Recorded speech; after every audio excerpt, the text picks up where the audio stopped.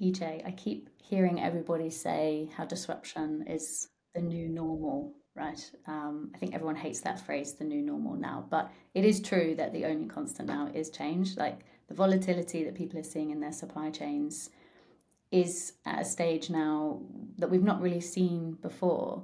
So scenario modeling as a concept has been around for a long time, but I think it's actually never really been more important than it is today. And I wonder what you think about scenario planning in the context of AI. What does that mean? How many scenarios do we now have to run if we're leveraging things like agentic AI?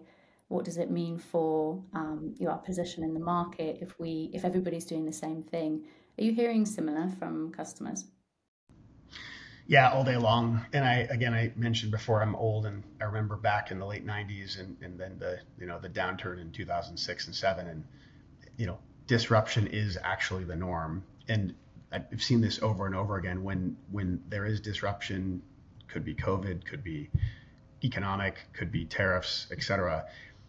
The one interesting thing is I think business starts to really spend a lot more time collaborating with supply chain on how do we make these more intelligent decisions. And so in some ways, it's actually a really good thing because people are really focused on, okay, I understand that now supply chain is super important, and I need to be able to make not only intelligent decisions, but like financially intelligent decisions. So what is the impact on margin? What is the impact on our cost? What's the risk that we have with our major suppliers and customers, et cetera, as part of that overall process?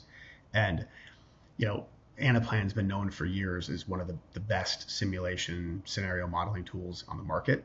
And I think that's just expanded over the last few years using AI, right? And so the invent of applications that are really thinking through what is the business process workflow, how do I integrate those scenarios sort of day to day into my life so that I can understand the trade-offs and impacts and make better decisions, and then injecting analytics into the process. So again, that could be an example would be, right, I've got a problem from a tariff perspective that I need to be able to understand the impact on. I want to have the simulation engine run multiple scenarios automatically and look across the different, architecture of our supply chain network and understand the trade-offs both of tariffs as well as tax implications on what those decisions would look like and make those recommendations as an example.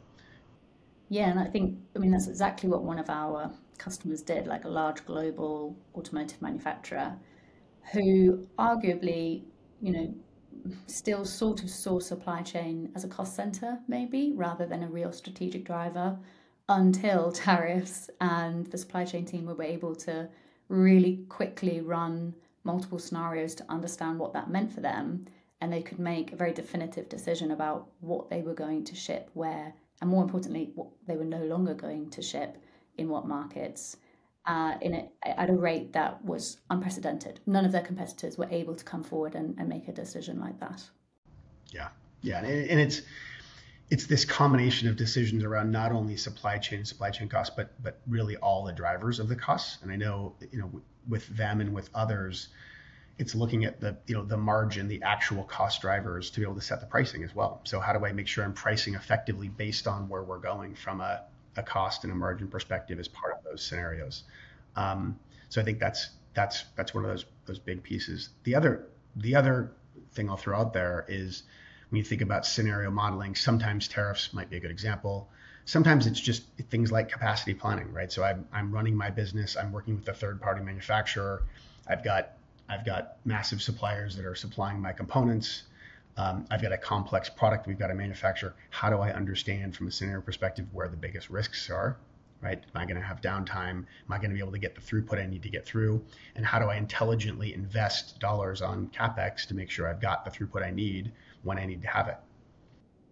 Totally. I talk to people a lot about, scenario modeling needs to move beyond just a quick scenario model in your siloed environment. That's completely valid and needs to happen, but it has to be more sophisticated than that. We have to be able to bubble up those scenarios into other functions. So, in that case, what does that mean downstream? How are procurement going to deal with my decisions from the output of my capacity planning scenario model, and then from procurement, up into finance?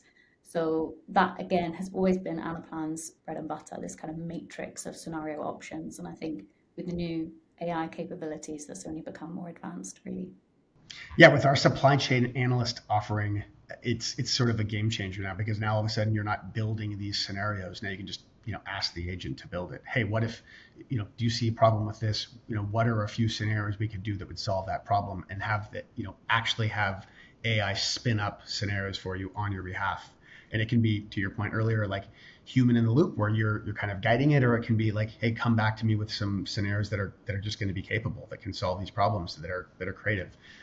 So I love that. I love that vision, and I love the ability to think about how we can take scenario planning really to the next level from an intelligence perspective, leveraging, all aspects of AI as part of that cycle. Absolutely.